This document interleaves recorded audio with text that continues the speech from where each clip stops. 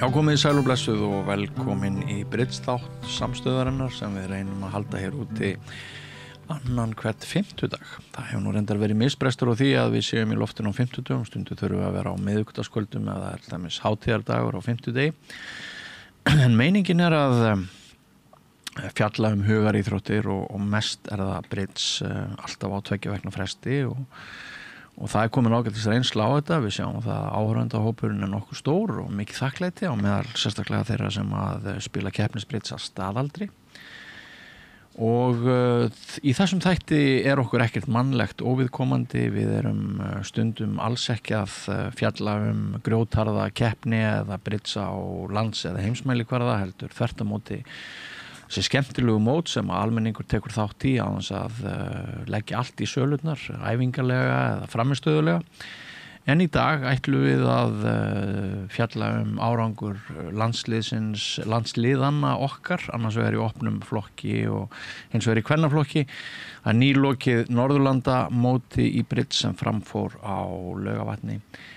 Og flestir bridgearar sem ég hitti eru hnípnir, við erum með böggum hildar, við erum leiðir yfir því að árangur á þessum móti bæði í kvennaflokki, en sérst einkum þó í opnaflokknum, hann var bara alls ekki nógu góður, svo ég lýsi minni persónulegu skoðun. Og ég held að flestir séu sammála það. Og ef okkur finnst að það þurfi að ræða þá hluti sem að betur mættu fara, þá er þessi Bridge-þáttur vettvangur fyrir það og án umræðu verða sennilega síður umbætur. En 2 góðir gestir komnir til þess að aðstoða mig við að reyna að skilja hvað fór úrskeiðis á Laugavatni. Matthías Simsland, framkvæmdastjóri Bridge-sambands Íslands, velkomin. Takk. Og Guðmundur Snorrason, þú ert náttúrulega einn af okkar fremstu keppnisspilurum og þú hefur orðið Norðurlanda meistari í Bridge. Þannig að þú getur komið hérna svona með þekkingu á því hvernig svona mót spilast og ég ætla að byrja á þér, Matthías. Þú heyrir mig segja það í eingangnum að mér hafi fundist þessi frammistaða, sérstaklega í opnaflokknum, að verða bara í næstneðsta sæti, aðeins Færeyingar fyrir neðan okkur. Algjörlega ósættanleg og þess er skemmst að minnast að bara fyrir mótið þá var maður bara að spjalla við hérna fólk í forystu Bridge-hreyfingarinnar sem að voru að vonast til þess að við myndum vinna þetta mót hreinlega. Já, Hvað klikkaði? Sko, það er alveg rétt, en svona ég byrja á jákvæðanótum, sko, þá heppnaðist mótið sjálft gríðarlega vel. Framkvæmdin og það var mikil ánægja hjá öllum spilurum, erlendu spilurunum.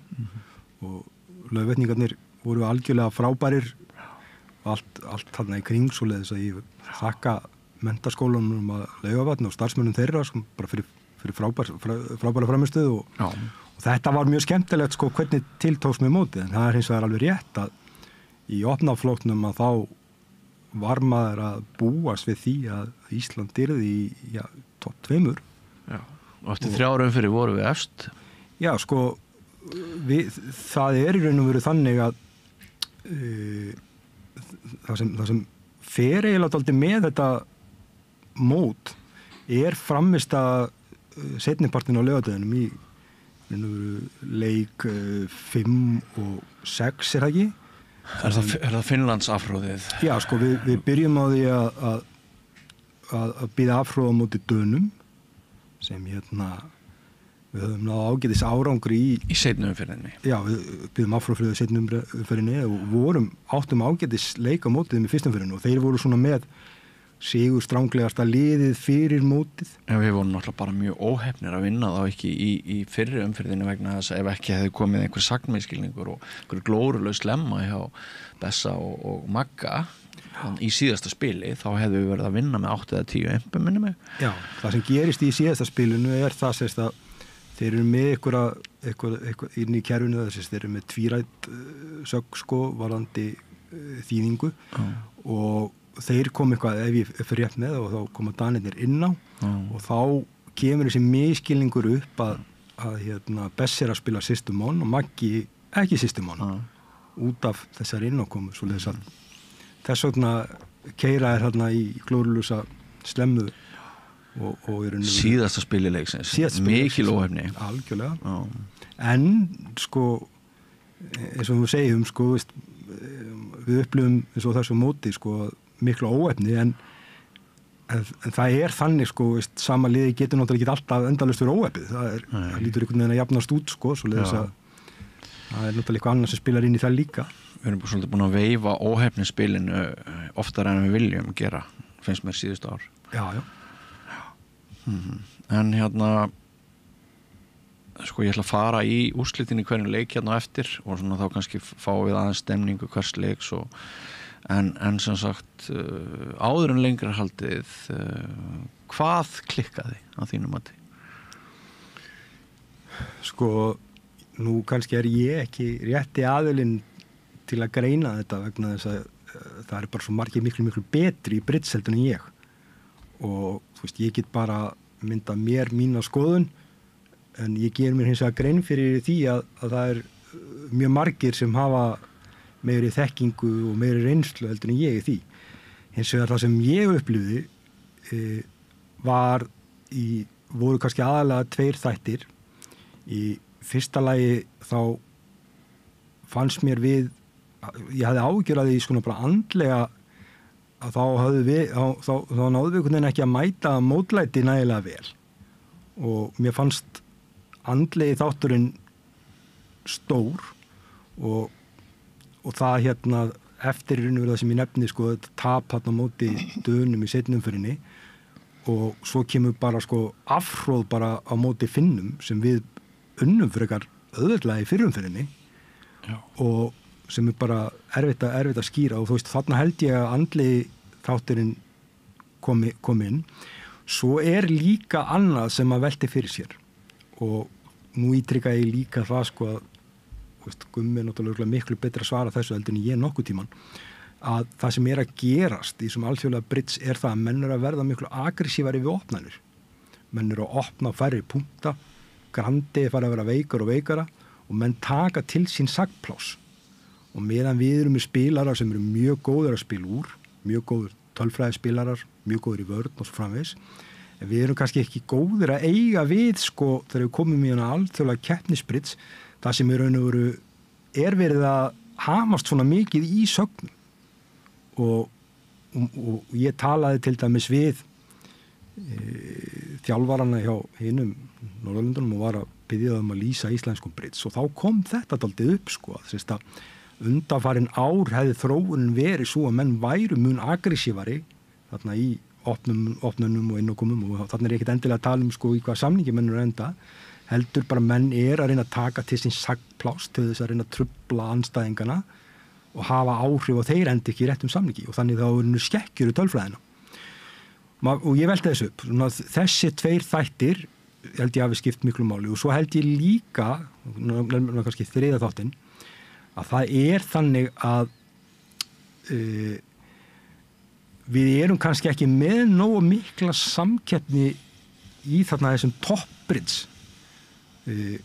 Þessir aðalar sem eru í landsliðinu sko, þeir mæta á mótin einna heima og svona mestuleiti bara rúla þeim upp sko og það vantar kannski eins og staðan núna sko, það vantar kannski bara fleiri pör svona sem gæfur sér bara alla í þetta sko til þess að búa til í raun og veru alvöru samkeppni þannig að sérin eru hægt að vera að spila á topplevel allan tíman sko og það líka þannig eins og staðan á Íslandi sko, við náttúrulega erum hérna á eyju á miðju Atlantshafinu og það mjög erfitt að vera alltaf að senda lið taka þátt í mótum út á söður en það náttúrulega bara dýrt og það bara ekki bolmagn til þess.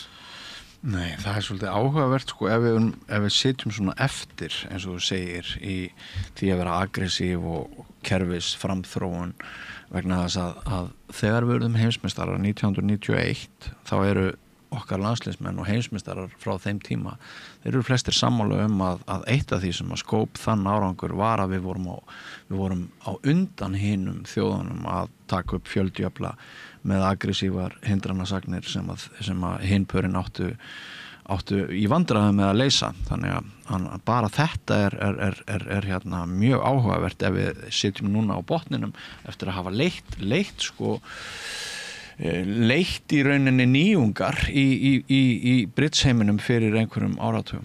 En þakka þér fyrir þetta Matthías, ég ætla þá að gefa þér hérna orðið, Guðmundur, þú heyrir Matthías lýsa hérna koma með nokkrar skýringar. Hvert þitt sjónarhorn? Sko, þú talar vera undan hugunum Bermúdameistara, það nú fyrir tíma internetsins, þannig að það nú svolítið aðrir tímar þá og ég held að Maggi og Bessi séu alveg uppgreitið í kerfum og það sé ekki, sko þetta þetta ýmsir þættir sem kom inn þarna, en ég vil náttúrulega byrja því að hrósa kannski þeim fyrir framkvæmdina á mótinu, þegar mótið var náttúrulega alveg mjög vel talað það á alla bóða. En það eru bara svona hlutir, það þarf að halda mönnum og tánum og ég held að það hafi ekki verið nógu vel staðið að landsliðsmálum undanfarin ár. Það eru bara sést þessu verð. Við vorum komin í svipaða stöðu, ég man ekki hvort að 2010 eða 2012 eða eitthvað svoleiðis, ég var nú bara hálfgerðið byrjandi á þessum tíma að þá voru, á þeim tíma voru Einar Jónsson og Ragnar Hermansson fengnir til þess að reyna að rífa þetta svolítið upp. Og þeim tíma náðu þeir að búa til bæði A-hóp, þar sem voru 5 pör að berjast sko, og svo var B-hópur, sko. Þarna voru stífaræfingar og þarna voru 5 pör sem voru allan veturinn að berjast þessi 3 sæti sem að voru í boði. Og svo fóru 3 pör og það voru mót og unnu sinni rétt á Bermúda. En þarna var eitthvað byggt upp og þarna var fullt af pörum í sko full aksjón og það var mikil samkeppni. Ég held að vandamæli núna sé að það þarf að halda, ég ekkert að efast þessi pör sem fóru, en það þarf að halda þeim á tánum og þau með ekki vera sjálfvalin, eins og svolítið málið núna, að manni finnst. Og svo, ég veit ekki hver var kaftið, Matti? Einar. Og bara í burtu? Nei, hann var á staðinu? Já. Ok. Ég held að það sé almennt, sko, ég veit ekki hvernig kaftið Einar ég þekki hann ekki nú vel. Einar Guðjónsson? Já, ég þekki hann bara ekki. En ég held að sé bara vanmetið hvað mikið góður kaftið gerir, sko. Og það einmitt hans sem á að taka liðið og rífa það upp þegar að andlegi hlutin ekki í lagi og á að þekki inn á sína menn. Sko, þetta með sálfræðina, ef við erum ekki nógu sterk á því svelli, mér finnst ég aðeins hafa sko fengið nasaþefinn af þessari umræðu eftir Evrópumótið í fyrra. Var ekki Evrópumótið í Danmörk í fyrra? Já. Að það svona þá fannst mér ég heyra smá áhyggjur af þessari andlegu hlið, sko. Kafteinn þarf ekki að vera bestur í bridge eða sko, þetta þarf hann að kunna spilið og vera góður í því og svoleið, en hann þarf fyrst og fremst að vita á hvaða punta þarf að íta og passa upp á að menn borði rétt og þú veist, það ýmislegt, sko. Já, en sko það sem ég að velta fyrir mér ekki bara á meðan og mótstendur, heldur líka fyrir mót, sko, hvort það þurfa að vera huga betur að andlegum undirbúningi á æfingatímabilinu. Er það eitthvað sem við getum rætt? Það alveg, þú veist, alveg pottjætt. Ég man í þessu fáskipt sem ég hef verið og það var ýmsar æfingar, það var farið í göngutúra og það var verið bara að spjalla saman og það var svona uppbyggingarferli náttúrulega bara. Já, menn þurfa að vera í góðu skapi. Já, og á þeim tíma mann þegar við fórum út á Norðurlandamót þarna, þá var sko Gummipalli með sko þjálfunina í sal, en svo var Raggi Hermanns með sko líkamsþjálfun og svona taka menna þess andlega, en náttúrulega vanur handboltaþjálfari og pörin sko til þess að par verði samstætt og verði gott traust á milli, þá það þarf alls konar galdra til. Erum við að hlúa þessum þætti sem skildi? Já, það held ég nú, sko, og það náttúrulega bara endalaus vinna og það náttúrulega vinna sem að pörin þurfa að vinna bara sjálf. Þú veist, 95% í bridge, þá þarftu bara að vinna það sjálf, það getur engin kennt þér það. En það eins og segir, þessi andlegi þáttur, það eitthvað sem að fyrirliðin á að taka á og þegar það á ekkert eitt slæmt tap á ekkert að hafa áhrif á liðin, en það virðist hafa gert það. Já, í þessum móti þá sjáum við hrun. Það kemur kaflið þar sem bara allt hrynur og við getum klárlega skrifað, sem sagt, álykta þannig að geta liðsins varð miklu minni í reynd í einhverjum viðurregnum vegna þess að þeir taka ekki mótlætinu eins og best að þeir geta orðið. Svo náttúrulega, sko, þar sem við erum að spila á Íslandi, að þá hefur náttúrulega verið alveg kjörið að senda 3 pör. Bara, þú veist, þetta ekki auka kostnaði við að senda 3 pör. Nei, en voru ekki hinn liðin flest að bara... Með 2 pör? Jú, við erum bara átt að nota tækifæri, við vorum á Íslandi og við erum með 3 pör og það virðist nú vera að eini dagur með 4 leiki að þá erum við mjög slakir seinnipart þess dags. Það þarna seinnipartur á laugardaginn. Var langt síðan að landsliði var valið? Já, það náttúrulega, þú veist, það sem best væri á kosið í þessu væri náttúrulega að þú væri með eitthvað ex-landslýshóp, sko, hvort sem að það séu 5 eða 6 pör eða eitthvað sem væri alltaf í stöðugum æfingum. Það væri alltaf samkeppni á milli þeirra. Þú veist, það á enginn að vera sjálfvalinn í landslið. Svo bara velur 2 mánuðum fyrir mót eða hvernig sem það er. Já. Sko þegar það kemur á daginn að Sigurbjörn Haraldsson og Magnús Magnússon ætla aftur að fara að spila, þá einmitt bara leið manni svolítið, við skal bara leggja spilin á borðið hvað það var, mér bara leið eins og að þá væru þeir bara sjálfkjörnir í landsliðið á meðan þeir nenntu að spila saman. En þetta auðvitað ekki þannig. Nei, og þú mátt ekki miskilja mig með það. Ég held að þessi 2 pör séu bestu pörin. Já. En þau eiga ekki að vera, þeim á ekki að líða þannig að þau séu sjálfvalin. Nei. Þau eiga að upplifa samkeppni og þau þurfa að hafa fyrir því og ég er ekki að segja þau gera það ekki. Það er bara allt annað þegar það er verið að íta alltaf á þig, þá stígur þú upp til þess að koma þér áfram. En fyrir þá sem ekki þekkja til þegar þú segir sko bestu 2 pörin, ertu þá að tala um þetta par og Aðalsteinn Jörgensen og Birkir Jón Jónsson? Já, ég held að þú veist, ef ég átt að velja 2 pör, þá hefði ég valið þessi 2 pör á móti, það er engin spurning. En svo er spurning ef þú hefur verið með hóp, kannski hefði eitthvað önnur pör stíðu, en þú þarft að setja gulrót fyrir framan, það eru pör þarna úti sem að hafa áhuga. En þú vitið ekki séns, þannig að þá leggja það ekki á sig vinnuna.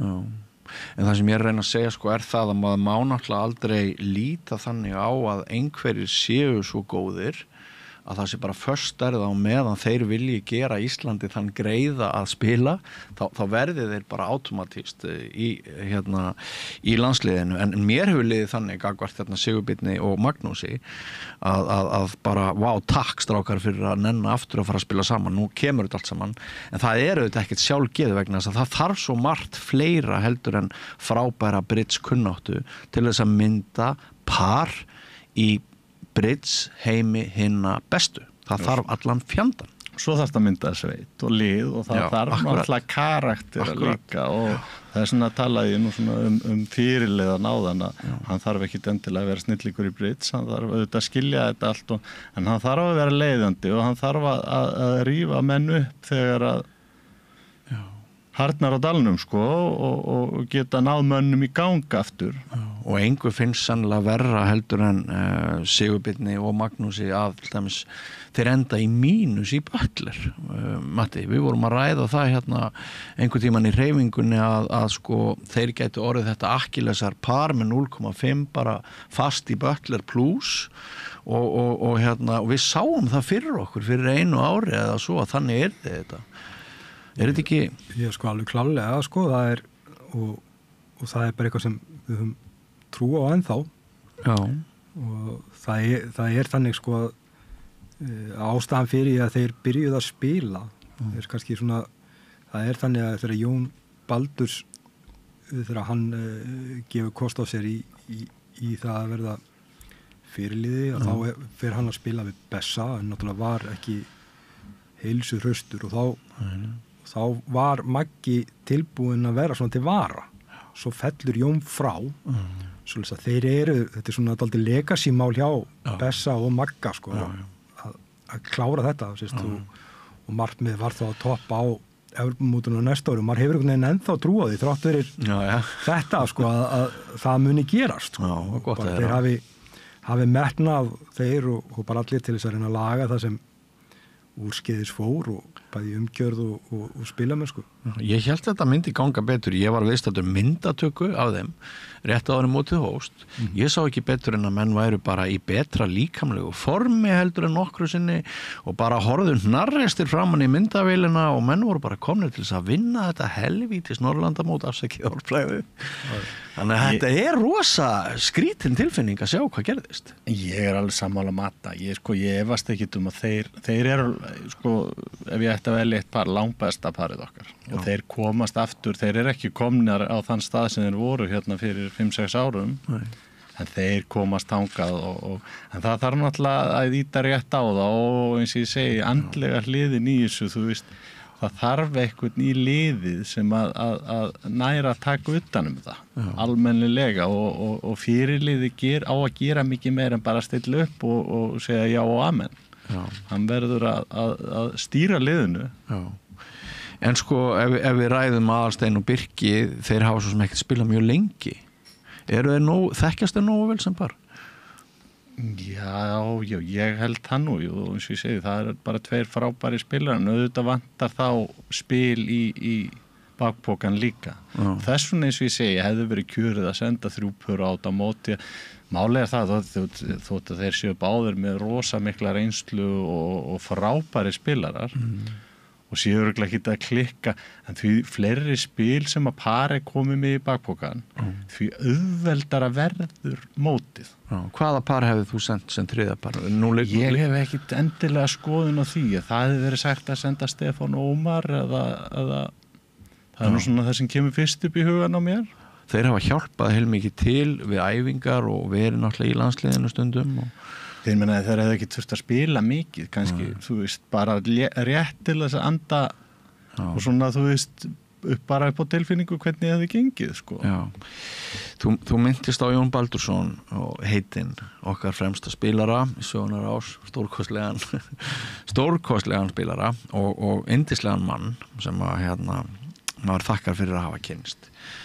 Að þegar hann var kosin fyrirliði þá hékk það einhverju leyti saman við svona stuðning Einars Guðjónsen sem er kaupsýslumaður held ég í Bandaríkjunum og vinur Jóns og við fengum eiginlega þær upplýsingar í gegnum bara viðtöl í fjölmiðlum að það ætti svona að taka landsliðsmál Íslands fastari tökum og það var stefnt að árangri og það var komið upp einhverju kerfi, æfingakerfi og mótaplani og sagt við þurfum að vera duglegir að senda strákana út til landsteinana og svona með það einmitt í huga að ná alvöru árangri og það var rætt að við getum kannski orðið Norðurlandameistarar á þessu móti. Er eitthvað svona, Matthías, sem að er einhverja spurningar sem vakna í tengslum við hvernig hefur verið haldið á landsliðsmálunum síðustu misseri? Já, nei, þú veist, auðvitað er þessi niðurstaða, hún segir að það þarf að skoða einhverjar breytingar, þú veist, einhversu stórar þær eru, veit ég ekki, þú veist, það er, ég held að hluta af þessu hafi verið, að Maggi og Bessi hafi verið að sinna mikið af einhverju kringum liðið utan keppnisstaðarinn sem hendar þeim kannski illa, við þurfum kannski að huga betur að og ég er alveg sammála Gumma það er kannski að huga betur að því að vera með svona non-playing captain sem getur svona stýrt hlutunum betur en það er náttúrulega þannig að það er mikilvægt að hafa í huga þetta eru samt sem áður ótrúlega litlir peningar sem eru þarna við náttúrulega erum að tala um það að náttúrulega þegar afrekssjóðurinn í skák fór í gegn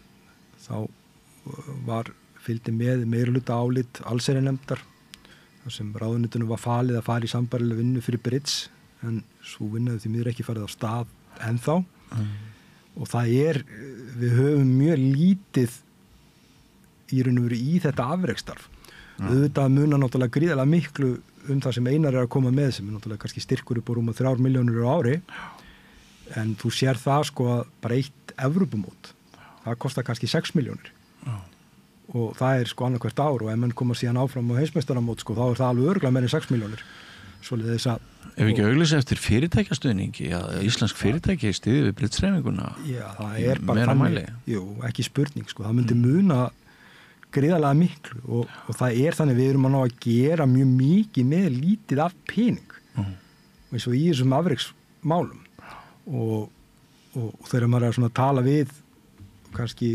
afreksmenn og fólk í öðrum samböndum og svoleiðis og það verið að fara yfir þessar tölur. Það er rosalega erfitt að halda út ykkur afreksstarfi með fjölmörgum spilurum og þjálfurum og æfingaferðum og fleira þegar fjármagnið er ekki meira heldur en þetta. Nei, einmitt. En við höfum átt glæsileg tímabil í opnaflokknum og ein ástæða þess að við erum mest að ræða opnaflokkin hér frekar en kvennaflokkin, hún svo að það átti nú kannski engin neitt rosalega sérstaklega vona á frábærum árangri í kvennaflokknum. Það hefur samanburður við fyrri mót og svona hefur svona verið hófleg bjartsýni þótt að sé virkilega gaman hver margar hver hefur orðið mikil aukning á fjölda iðkenda í kvennaflokki. Við förum kannski að sjá meiri árangur þar á næstu mótum en sko já, þetta er umhugsunarefni. Það eru núna einhver mót framundan þar sem að okkar sterkustu pör að fara til útlanda að keppa svona til þess að herða sig enn frekar fyrir þá hvað næsta Evrópumót. Já, sko það er mót núna í Pólandi hvort það næstu eða næstu helgi sem margir íslenski spilarar að fara á þar meðal Maggi og Bessi. Já. Svo stemt á að fara með 3 pör á World Bridge Tour í Kaupmannahöfn sem alveg gríðalega sterkt mót. Það mót sem sko bara allir bestu spilarar í heimi eru. Eru landsliðspörin þar? Já. Á meðal? Já. Og svo verður World Bridge Tour aftur hérna á Íslandi í janúar sem þetta atvinnumannamót og undan bridgehátíðinu okkar. Já. Svoleiðis að það er mikið af mótum framundan en munurinn kannski sá að þessi bestu spilarar frá þessu bestu þjóðum þeir náttúrulega bara vinna þetta. Já. Þeir bara gera ekkert annað heldur en að spila. Nei. Og jafnvel sko ekki bara þrjú bestu pörin heldur kannski bara eftir 20 pörin. Þeir eru bara atvinnumenn. Svoleiðis að það er mjög erfitt að keppa á þessum grundvelli í þessum alþjóðlega bridge við aðila sem þeir fyrir minn í þessu löngum mót sem eru kannski 10 dagar að þú ert að keppa við atvinnumenn sem eru bara vanir. Þeir bara 10 dagar ekki neitt fyrir þeim sko, meðan kannski útaldi hjá okkur gefur eftir sko á líður. Sko ef maður líkir bridge eða ef maður ræðir aðrar íþróttir bara fótbolta og handbolta og fleira sko, það oft sagt að íslenska geðveikin, hún sé kannski besta svarið. Já, vantar okkur meiri geðveiki inn í þetta lið? Nei, já, kannski vissu leyti núna, það kannski, það eru rólegri menn núna. En ég held að sé nú fyrst og fremst að sko, eins og ég segi, það engin að efast þessi pör sem eru þarna, en við þurfum eitthvað að skoða aðferðina og við getum ekkert sko loka á það að þetta 3. mótið í röð sem eða 4. mótið í röð sem vonbrigði bara. Já.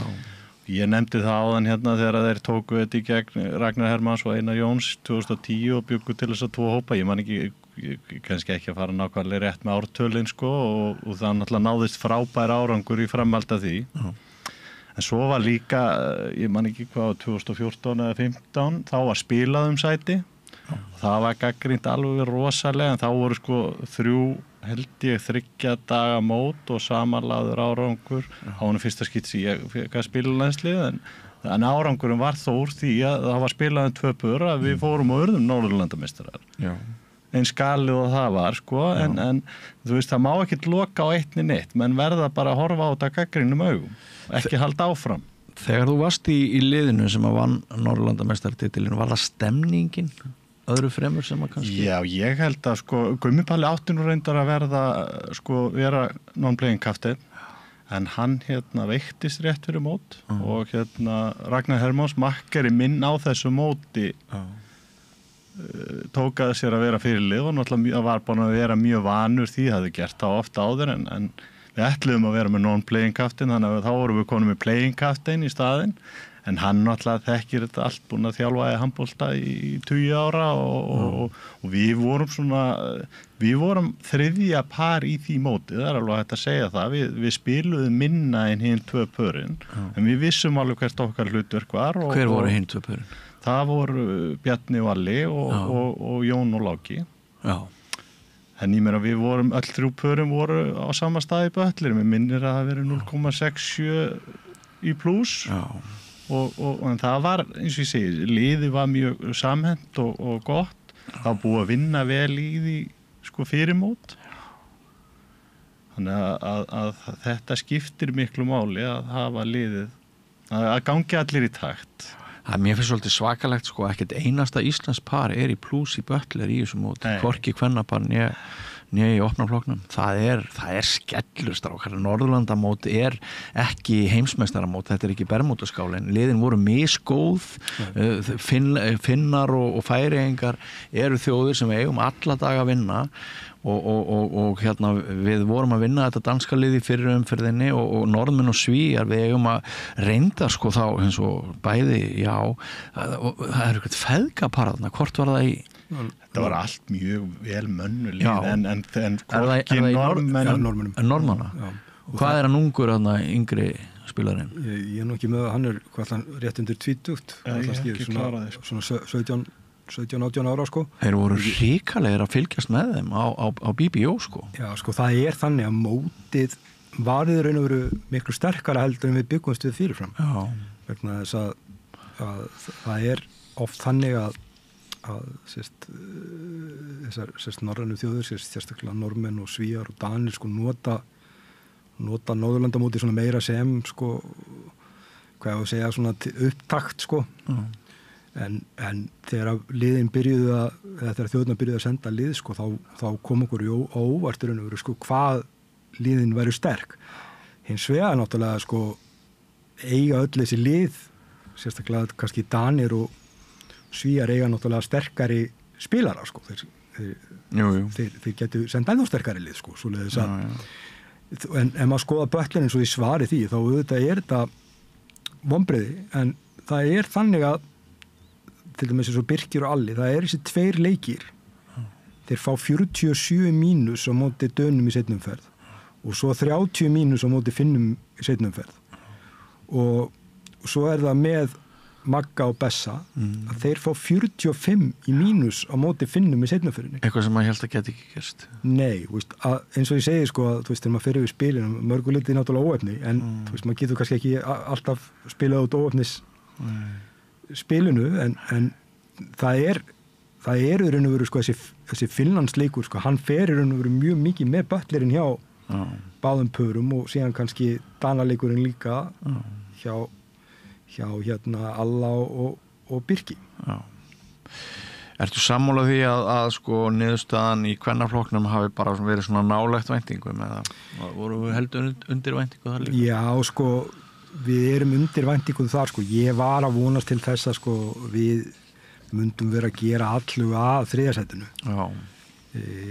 Og það bara sko íslenska liðið sko það sko ég hef ekki vilja setja stuðla á íslenska liðið, kvennaliðið á veðmálasíðu sko, vegna þess að sko þeir íslenska liðið að vinna í raun og veru sko Dani með 10-61 og 9-04 þessast jafntefli, en svo kemur hérna sko algjör skellur á móti Finnum og menn að ná ágætis úrslitum á móti Norðurlandameistarunum í seinni umferðinni, en afhróði fyrri og svo öfugt sko á móti Svíum að menn að ná fínum árangri á móti Svíum í fyrstu umferð og svo bara skítap í seinni, svoleiðis að þar þetta bara svona sko vantar allan stöðuleika sko sem sést, það alveg rétt sko, maður kannski hafði ekki væntingar að liðið væri að berjast um sigur eða slíkt sko, en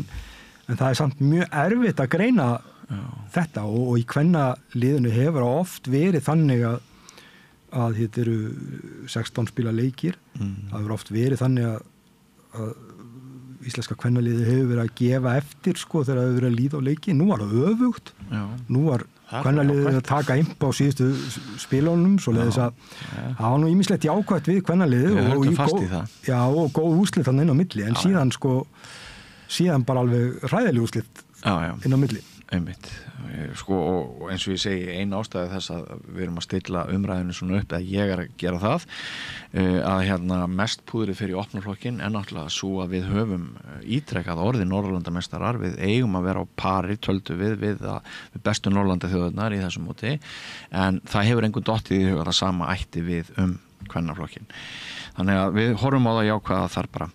Heyrðu, ég ætla aðeins að labba með ykkur í gegnum þessa 10 leiki ég sé að maður getur flett upp sko öllum úrslitum á internetinu.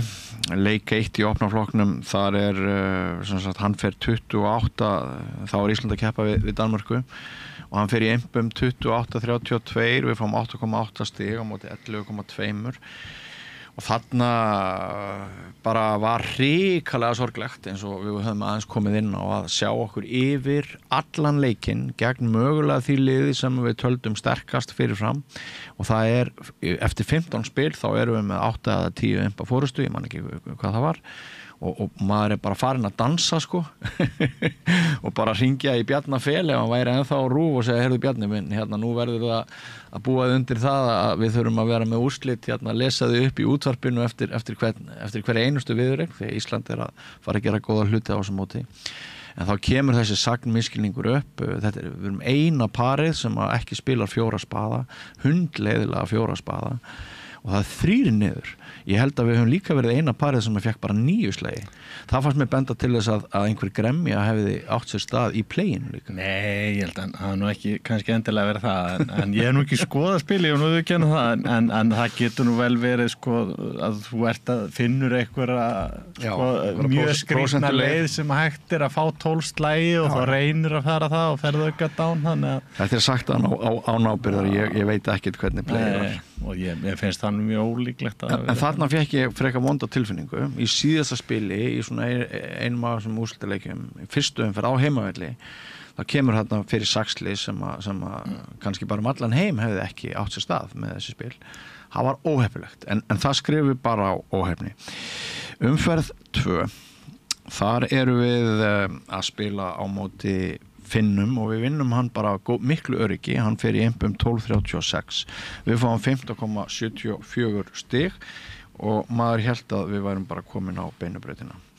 Umferð 3 þá vinnum við vini okkar í Færeyjum sem ég biðst afsökunar á að hafa sagt áðan að við ættum að vinna alla daga því að ég var orðið svo marga vini í Færeyjum að ég má ekkert segja svona, þið eru líka frábærir og getur virkilega byttið frá okkur Færeyingar, en sem sagt sáleikur fer 42-23 við fáum 14,8 impa og það þarna sem ég sendi öllum fjölmiðlum landsins sem upplýsingafulltrúi fjölmiðlafulltrúi Britsambansins fréttatilkynningu þar sem ég basically segi það að við erum konur á toppin í þessu móti og það verður gaman að fylgjast með því hvort við bara leiðum ekki þetta mót til enda.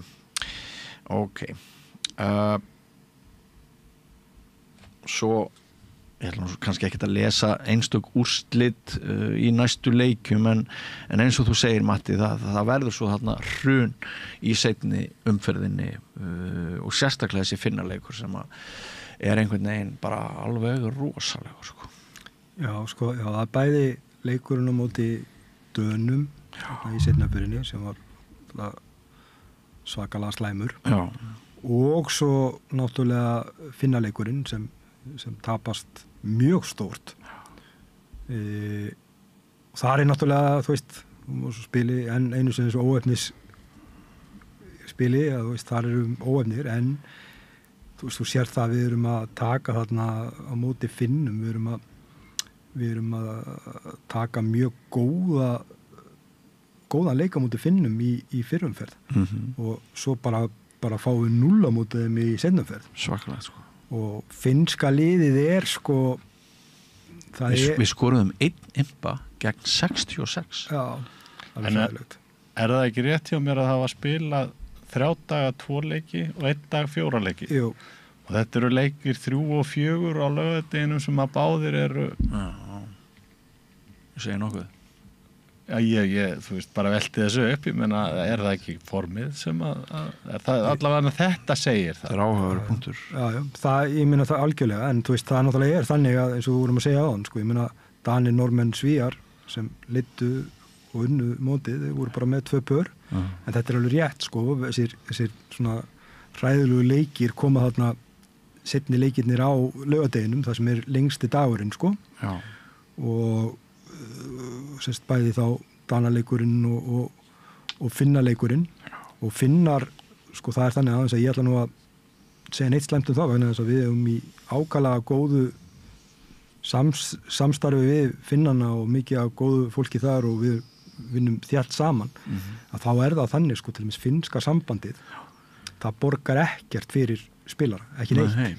Þeir eru með sponsor sem þýðir það inn í landslinu þeirra bara spilari sem borgar allt fyrir hinna. Keypt landslið? Já, ekki keypt, þú veist, bestu finnarnir allir þarna. Okay. Og hann kannski hlutað þeim en hann borgar í raun og veru, þú veist, finnska liðið væri öllum líkitum ekkert að keppa á svo mótum þannig að finnska sambandi hefur bara gefna og senda það og þarna í raun og veru sponsor inn í liðinu en þetta eru góðir spilarar og þeir mættu með sitt besta lið, sko, en sko, maður myndi að halda fyrirfram að við ættum alltaf að vinna þetta lið, sko, hvað þá að tapa 66-1, sko, það bara maður skilur það ekki, sko. Nei. Og þetta getur við ekkert skrifa það bara á einhverja óhefni, þetta bara mayhem, þetta disaster af stærðargráðu sem bara vandfundið, sko. Og svo hélt ég, við náðum þarna að vinna í 9. umferð Færeyingana eða bara nokkuð vel og ég hélt við myndum kannski bjarga andlitinu í mótinu, en svo kemur þessi 10. umferð Ísland, Noregur 18 imbar til Íslands, 49 til Noregs, niðurstaðan 3,12 stig til okkar, Normenn fá 16,88. Það var mjög leiðilegur endur. Það menn hafa verið, sko, hafa ekkert ætlað sér það, en þá hefur bara, menn hafa verið orðnir mjög svektir og hafa verið erfitt að koma sér í gang aftur, sko. Loftið farið á blöðrunni. Já, svolítið. Og þarna náttúrulega líka eru Normenn, sko, líka bullandi séns, sko, þarna voru... Þeir eru mótiveraðir. Já, sko, þarna í síðustu umferðunum eru Svíjar og Normenn og Danir að skiptast á að liða, þó Danir hafi kannski verið efstir en það var þannig að Normenn voru alveg ennþá í séns, sko, svo þeir mæta mjög mótiveraðir í hennar leik, sko. Já, en ef við reynum að hefja okkur upp yfir vonbrigðin, það gaman að sjá svona ungan gæja eins og þennan Normann, sko, spila alveg frábæran Brits. Við erum alltaf búin að sjá, sko, hellingur af ungum spilurum koma upp bæði í Noregi og Svíþjóð undanfarin ár, sko. Já. Og núna Danmörku við sjáum, þeir mættu þarna með ungt par, Kristján Larmann. Já. Og það strákur sem ég giska hann sér svona 18 ára. Já, hvernig fara þeir að þessu? Já, sko, það þannig að eins og í danska sambandinu, sko, þú veist, þeir eru ekkert með marga svona unga efnilega, en þeir bara hlúa svakalega vel að þeim og það svona danska sambandið þeir taka þess að stráka og það eru landsliðsmenn sem eru að hlúa þeim og spila við þá og þeir treysta þeim og þeir fá að gera mistökin og þeir eru sendur á mót aftur og fá að gera mistök aftur svoleiðis að manni finnst Danirnir og þessar þjóðir, Normenn og Svíjar, sko, þeir eru taka svo ungu efnilega stráka, það menn eru alltaf að fórna sér, sko, þessir toppspilarar, sko, að spila með þeim og gera þá. Við höfum aðeins séð það hér á Íslandi síðasta korterið að góðir íslenski spilarar eru að spila við nýliða sem eru efnilegir, þannig að þetta aðeins að byrja hér. Sko, mér hefur ekki þótt nóg að þessu, en það sem gerðist síðasta vetur, sko, var einmitt að Magnússon, að hann verið skipti upp sveitinni sem hann hefur alltaf spilað og tók 2 strákar sem eru mjög efnilegir. Já. Og maður sá bara, sko, hvað þeir voru að bæta sig alveg gríðarlega. Já, þeir eru báðir efnilegir. Algjörlega. Og þeir eru, sko, þarna fá þeir að góða þjálfun, þetta þeir með sko bara í góðri sveit og það gefur svo mikið.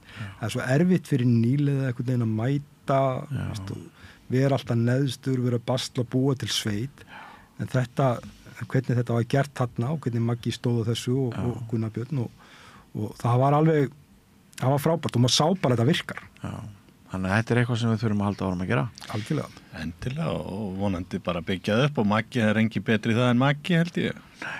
Magnús náttúrulega þvílíki burðar á sinn í þessu starfi, hann líka bara búin að vera svo jákvæður og skemmtilegur og góð ára í kringum hann og síkastið að ég held að hann sé bara segull á ansi marga góða hluti og mér langar líka að segja það þótt maður sé eðlilega svona bara gagnrýninn og árangurinn hafi ekki verið ásættanlegur og bara verið töluvert langt frá því að vera ásættanlegur þá bara svona ef einhver er að pirrast yfir tóninum í þessum þætti þá þykir manni náttúrulega maður hefur áhyggjur af því að manni þykir vænt um þessa stráka og af því maður veit hvað ég geta og þetta eru náttúrulega allt saman frábærir bridgespilar, ég tek undir það og Sigurbjörn að koma frá Akureyri og svona það er alveg auka skref og þeir Aðalsteinn og Birkir vonandi ná þeir vopnum sínum saman sem par og verða betur og betri. Ég nefndi að hann hefði ekkert spilað mjög lengi.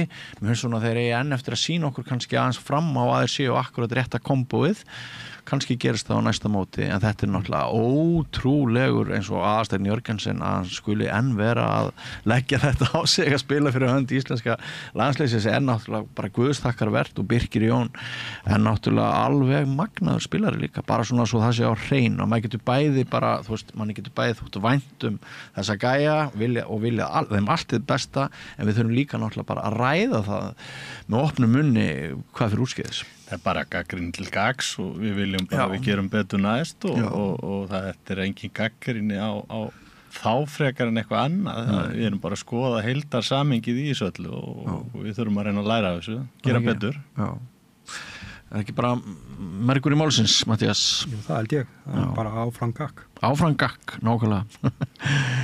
Eigum við þá ekki bara að segja það að umræðefnið í dag sé tæmt. Ég held það að við komumst ekki yfir neitt meira ágætt að minna á skemmtilegu bikarkeppni sem að nú er í fullum gangi og ert þú að fara að spila bikarleik? Ég einmitt að fara að spila í kvöld. Já, ok. Við hverja? Ég er að fara að spila við sveit sem heitir Doktorinn. Nó, já. Og í síðumúlunum? Í síðumúlunum. Það verður vantalega leikurinn verður vantalega búinn þegar þessi þáttur er sendur út en það er þannig við getum ekki verið með okkar, ég spila ekki minn fasta makkar hann er úti, það er oft erfitt í þessari bikarkeppni og þurfa menn svona gera ýmislegt til þess að láta hlutina ganga upp því að ég spilaði á sumrin svoleiðis að þetta verður spennandi. Ég spilaði við Sigrún Harðarsson í Sumarbrits í gær og það er alltaf að spila Sumarbrits náttúrulega á mánudögum og miðvikudögum allir velkonir í síðumúlan og hefur verið góð aðsókn mjög góð.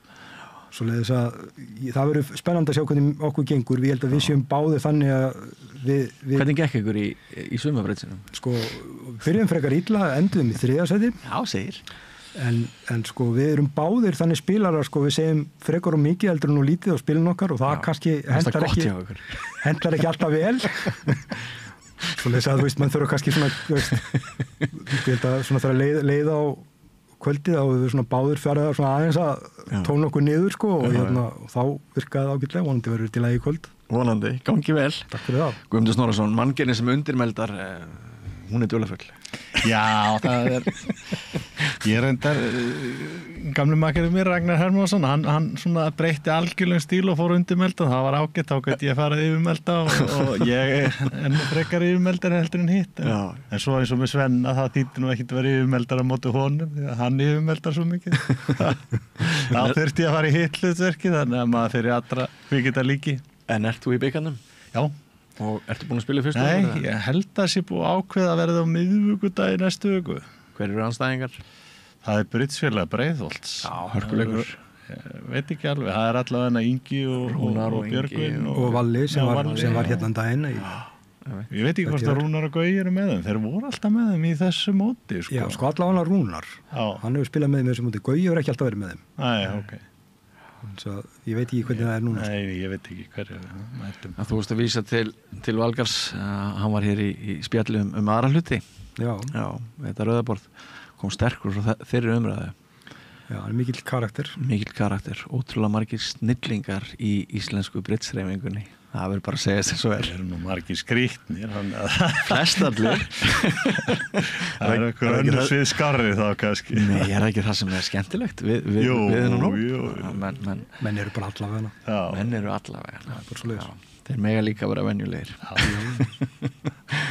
En Guðmundur Snorrason og Matthías Eimsland, kæra þakkir fyrir að koma hér í þáttinn og hjálpa okkur að búa til fjölmiðlunum Bridge, hugaríþróttuna Bridge, sem við þrír eigum sameiginlegt að við elskum þetta spil, allir þrír. Og Takk fyrir mig. Þakka ykkur, gælega. Takk fyrir. Og takk hlustendur og áhorfendur fyrir að vera með ykkur. Það kann nú að verði smá hlé núna á Bridge-þættinum í ljósi þess að ég held að horfi í það að samstöðin taki sér einhvers konar sumarfrí mögulega í næsta mánuði. Þannig að það er ekki víst að næsti Bridge-þáttur verði fyrr en kannski í ágúst, en þangað til við sjáumst næst. Gleðilegt sumar, gangi ykkur vel í bikarnum og við grænaborðið haldið áfram að spila heima og komiði öflug til leiks fyrir vetrastarfið næsta haust. Ég heiti Björn Þorláksson, verið sæl. Bókvistun býður upp á alhliða bókhaldsþjónustu fyrir einstaklinga og fyrirtæki. Við byggjum á reynslu, faglegum og traustum vinnubrögðum. Bókvistun, alhliða bókhaldsþjónusta, Bæjarhrauni 2, Hafnarfirði.